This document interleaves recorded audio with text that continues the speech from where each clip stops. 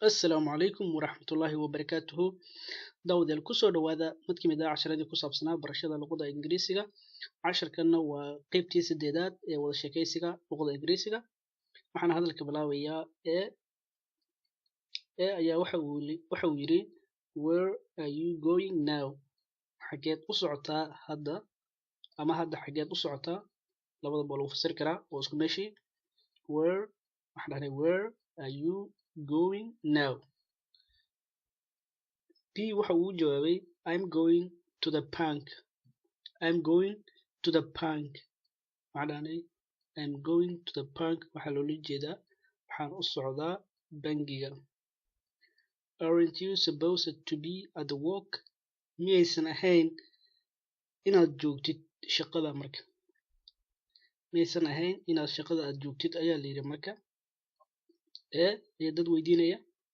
Aren't you miyaysan ahayn Aren't you supposed miyaysan ahayn miyaadan ahayn inaad miyaadan ku qasbanayn ee loo fasiri karaa hadda to be at the work inaad shaqada aad joogtid.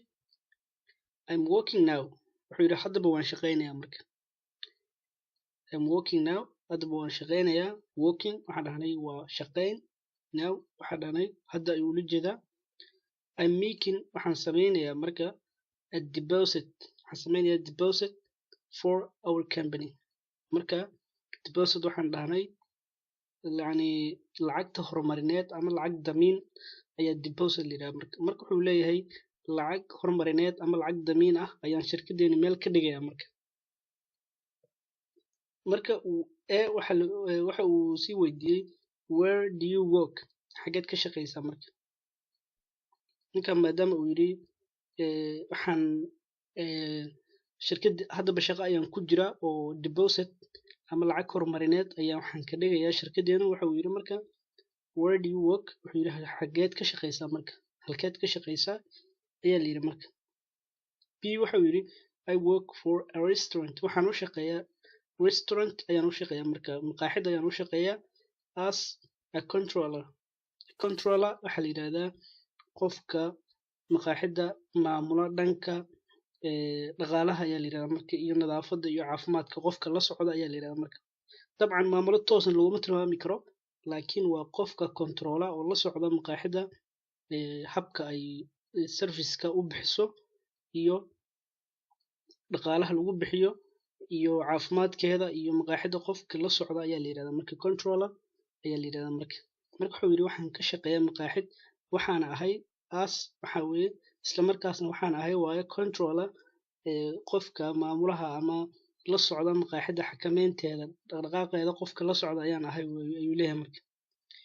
Wow ayuu yidhi marka qofkii kale that's great arrintaasi waa mid wanaagsan ama mid weyn waaye. marka baagi waxa uu yidhi ama bigi waxa uu yidhi great seeing you marka wuxuu yidhi waa wanaag inaan ku arko marka si kalena waxaa loo dhihi karaa waa arrin weyn inaan ku arko. great waxaan dhahnay yani wixii la qiimeynayo ayaa la yidhahdaa marka sidiisaba. I have to go now hadda waa inaan baxaa marka. I will talk to you later waxaan wada hadli doonaa xilli dambe marka. I will talk to you later waxaan dhahnay waxaa lagu fasirayaa waxaan wada hadli doonaa xilli dambe marka. halkana waa keywordskii ama erayaashii ugu muhiimsanaa. ereyga bank waxaa dhahnay waxaa lagu fasiri karaa bangiga ama bankiga ama bangiga sida af Soomaali aad u dhihi karto labadaba. supposed waxaan dhahnay waa wax laga filayo booskooda inaad joogtid yani wixii lagugu bartay ama wixii aad samayn jirtay ama wixii aad ku qasban tahay inaad samayso ama wixii mudnaanta leh ayaa la yidhaha marka. work waxaan dhahnay waa shaqo ama shaqayn labadaba. deposit waxaan dhahnay waa deposit waxa weeye lacagta af Soomaali waxaan ku dhihi karaa dabcan erey cilmiyeed toos af Soomaali wuxuu uma hayo laakiin waxaan ku fasiri karaa lacag horumarineed ama lacag damaanad ah ayaa la yidhahdaa marka. tusaale hadda aan soo qaadano markii guri laga ijaarayo lacagta la horumariyo ayaa la yidhahdaa marka. company waxaan dhahnay waa shirkad.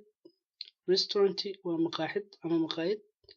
controller waxaan dhahnay waa maamulaha maqaaxida gaar ahaan qofka la socda cuntada iyo lacagaha iyo nadaafadda shirkadda marka casharkii halkaas ayaan kusoo gabagabeynayaa haddii aad ka heshay fadlan ku xirnow kanaalkeena oo la soco